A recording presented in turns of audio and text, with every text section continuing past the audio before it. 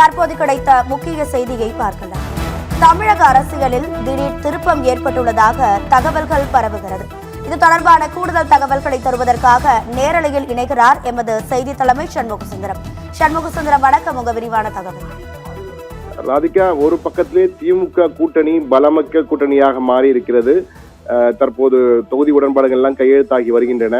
இந்த சூழ்நிலையில் திமுக மிகப்பெரிய பிரம்மாண்ட மாநாட்டை திருச்சியிலே நடத்துகிறது ஒரு பக்கத்திலே. மற்றொரு பக்கத்திலே இபிஎஸ் தனது மாநில சுற்றுப்பயணத்தை, தேர்தல் பயணத்தை தொடர்ந்து நடத்துகிறார். ஆனாலும் அந்த கூட்டணி பலமில்லாத கூட்டணி போல் இருப்பது போல ஒரு தோற்றம் வெளியே காணப்படுகிறது. எனவே அந்த கூட்டணியை பலப்படுத்த வேண்டும் என்றால் திமுக கூட்டணி என்பது பலமிக்க கூட்டணியாக இருப்பதால் அதை வீழ்த்துவதற்கு போதுமான அளவுக்கு கூட்டணி பலம் வேண்டும்.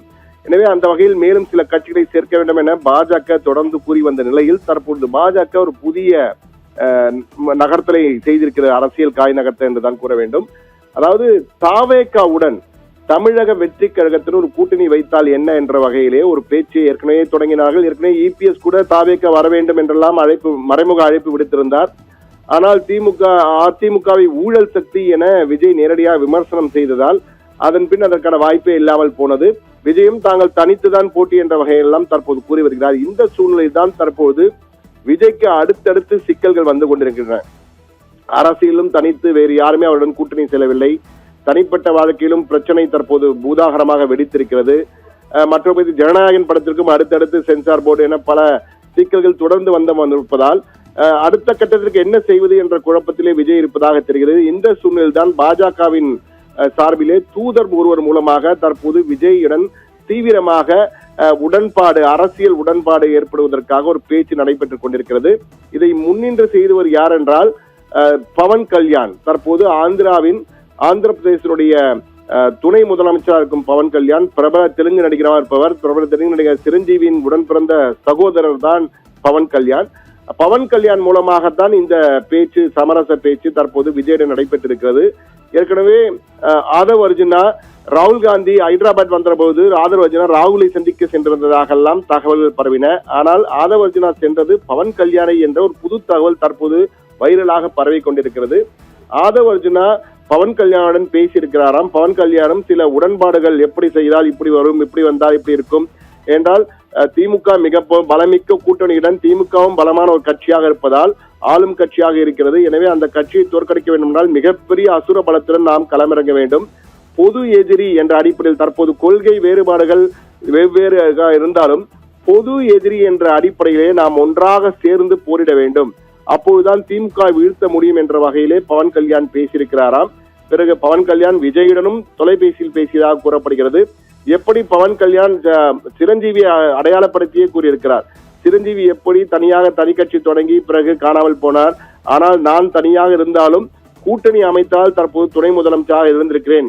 எனவே இந்த முறை விட்டுக் கொடுங்கள், அடுத்த முறை நீங்கள் ஆட்சிக்கு வரலாம் என்ற வகையில் எல்லாம் பேசியிருக்கிறாராம் விஜயுடன்.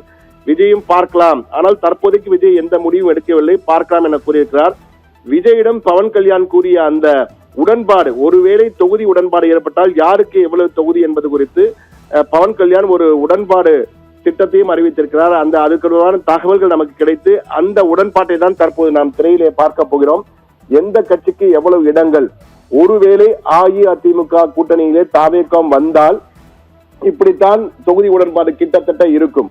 அஇஅதிமுக ஏற்பட்டுள்ள 150 இடங்கள் என்பதிலே குறைந்து வருவதற்கு அவர்கள் தயாராக இல்லை. எனவே 150 இடங்களிலே அஇஅதிமுக போட்டியிடும்.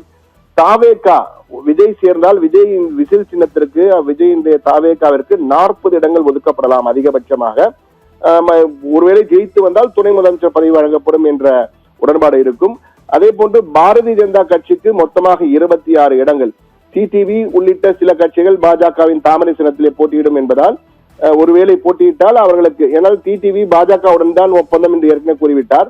எனவே பாஜக பிளஸ்க்கு 26 என்று ஒதுக்குகிறார்கள். அதில் அவர்கள் கொடுப்பார்கள் எவ்வளவு இடம் என்று.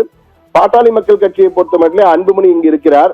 ஒருவேளை டாக்டர் ராமதாசும் இணைந்தால் A+B, PMK A PMK B என்ற வகையிலே 2 கட்சிகளும் சேர்த்து 15 இடங்கள், மற்றவை 3 இடங்கள் என்று வைத்திருக்கிறார்கள்.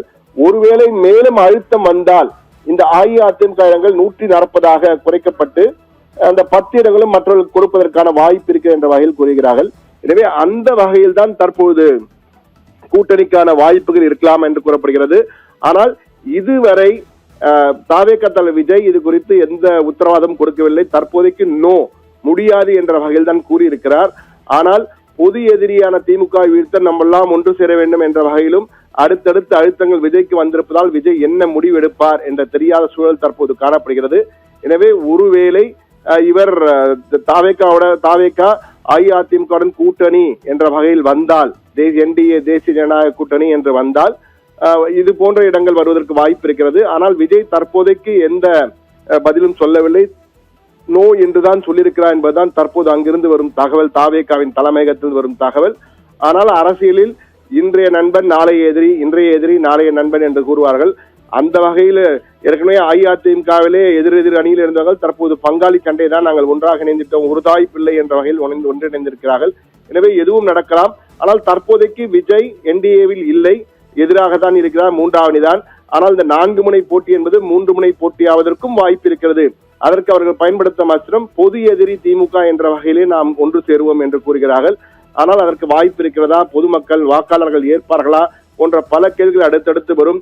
ஒருவேளை விஜய் இவ்வளவு எதிர்த்து பேசிவிட்டு கொள்கை எதிரி பாஜக, ஊழல் சக்தி அதிமுக என்று குறிப்பிட்டு அவர்களுடன் சேர்ந்து வாக்கு சேரத்தால் மக்கள் வாக்களிப்பார்களா, மக்கள் நம்புவார்களா, விஜய் மீது விஜயுடைய அரசியல் பயணம் தொடங்கிய வேகத்திலே முடிந்துவிடுமா போன்ற பல கேள்விகளும் அவர் சார்பிலே எழுப்பப்படுகின்றன. எனவே இவற்றையெல்லாம் விஜய் தொடர்ந்து கண்காணித்து பேசிக் கொண்டுதான் இருக்கிறார். ஆனால் விஜய் தற்போதைக்கு நோ என்றிருக்கிறார். ஆனால் அடுத்து என்ன நடக்கும் என்பதை அடுத்தடுத்த நாட்கள் நகர்வுகள் வைத்துதான் நம்மால் உறுதியாக சொல்ல முடியும். தற்போதைக்கு இது ஒரு திருப்பமாக, ஒருவேளை இப்படி வந்தால் இப்படி ஆகுமோ என்ற ஒரு அதிரடி திருப்பமாக இது அமையும் என்று பேசப்படுகிறது. ஆனால் இதில் எந்த தகவலும் அதிகாரப்பூர்வ தகவல் இல்லை. பேச்சுவார்த்தை நடைபெற்றதாக கூறப்படுகிறது. பவன் கல்யாண் தரப்பில் நாம் விசாரித்த பொழுது நடக்கும்போது பார்க்கலாம், அறிவிக்கிறோம் என்ற வகையில் சொல்லிவிட்டார்கள். அவர்களும் உறுதியாக எதையும் கூறவில்லை. ஆனால் விஜய் தரப்பிலும் ஏதோ ஒன்று நடந்து கொண்டிருக்க என்பதை ஒப்புக்கொள்கிறாரை தவிர அதிகாரப்பூர்வமாக ஒப்புக்கொள்ள மறுக்கிறார்கள். எனவே எது வேண்டுமானால் நடக்கலாம். ஆனால் இப்படி ஒரு கதை நகர்ந்து கொண்டிருக்கிறது என்பதையும் பதிவு செய்கிறோம் நாம். ராதிகா, தகவல்களுக்கு நன்றி. சண்முக சுந்தரம்.